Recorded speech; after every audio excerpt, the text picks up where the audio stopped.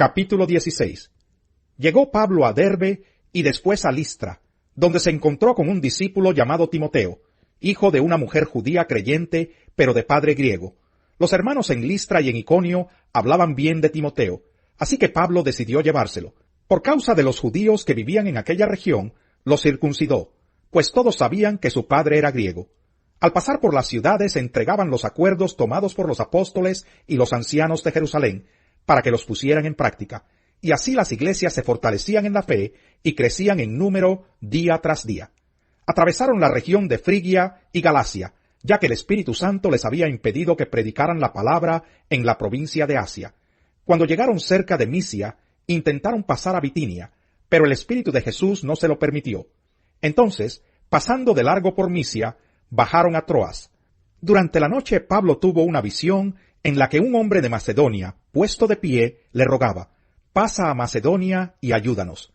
Después de que Pablo tuvo la visión, enseguida nos preparamos para partir hacia Macedonia, convencidos de que Dios nos había llamado a anunciar el Evangelio a los macedonios. Zarpando de Troas, navegamos directamente a Samotracia y al día siguiente a Neápolis. De allí fuimos a Filipos, que es una colonia romana y la ciudad principal de ese distrito de Macedonia. En esa ciudad nos quedamos varios días. El sábado salimos a las afueras de la ciudad y fuimos por la orilla del río, donde esperábamos encontrar un lugar de oración. Nos sentamos y nos pusimos a conversar con las mujeres que se habían reunido. Una de ellas, que se llamaba Lidia, adoraba a Dios. Era de la ciudad de Tiatira y vendía telas de púrpura. Mientras escuchaba, el Señor le abrió el corazón para que respondiera al mensaje de Pablo.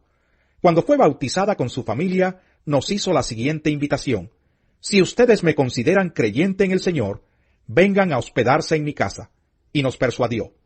Una vez, cuando íbamos al lugar de oración, nos salió al encuentro una joven esclava que tenía un espíritu de adivinación. Con sus poderes ganaba mucho dinero para sus amos. Nos seguía a Pablo y a nosotros gritando: «Estos hombres son siervos del Dios Altísimo, y les anuncian a ustedes el camino de salvación». Así continuó durante muchos días. Por fin Pablo se molestó tanto que se volvió y reprendió al espíritu: «En el nombre de Jesucristo, te ordeno que salgas de ella». Y en aquel mismo momento el espíritu la dejó. Cuando los amos de la joven se dieron cuenta de que se les había esfumado la esperanza de ganar dinero, echaron mano a Pablo y a Silas y los arrastraron a la plaza ante las autoridades.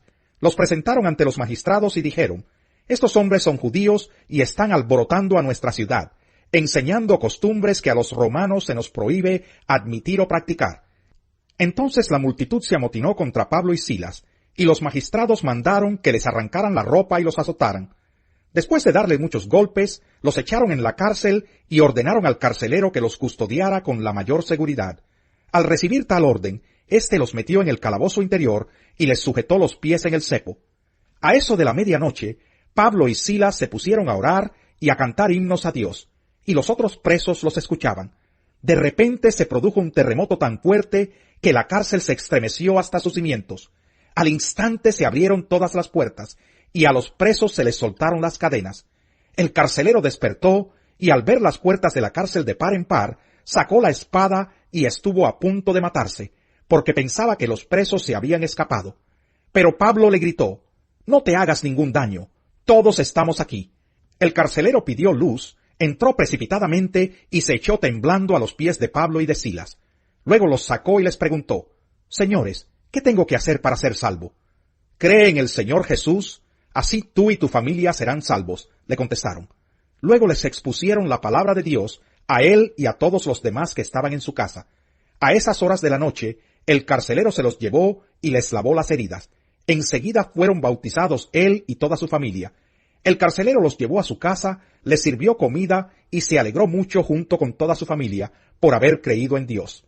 Al amanecer, los magistrados mandaron a unos guardias al carcelero con esta orden: «Suelta a esos hombres». El carcelero entonces le informó a Pablo: «Los magistrados han ordenado que los suelte, así que pueden irse. Vayan en paz». Pero Pablo respondió a los guardias: «¿Cómo? ¿A nosotros que somos ciudadanos romanos, que nos han azotado públicamente y sin proceso alguno, y nos han echado en la cárcel? ¿Ahora quieren expulsarnos a escondidas? Nada de eso. Que vengan ellos personalmente a escoltarnos hasta la salida». Los guardias comunicaron la respuesta a los magistrados. Estos se asustaron cuando oyeron que Pablo y Silas eran ciudadanos romanos, así que fueron a presentarles sus disculpas. Los escoltaron desde la cárcel pidiéndoles que se fueran de la ciudad. Al salir de la cárcel, Pablo y Silas se dirigieron a la casa de Lidia, donde se vieron con los hermanos y los animaron. Después se fueron.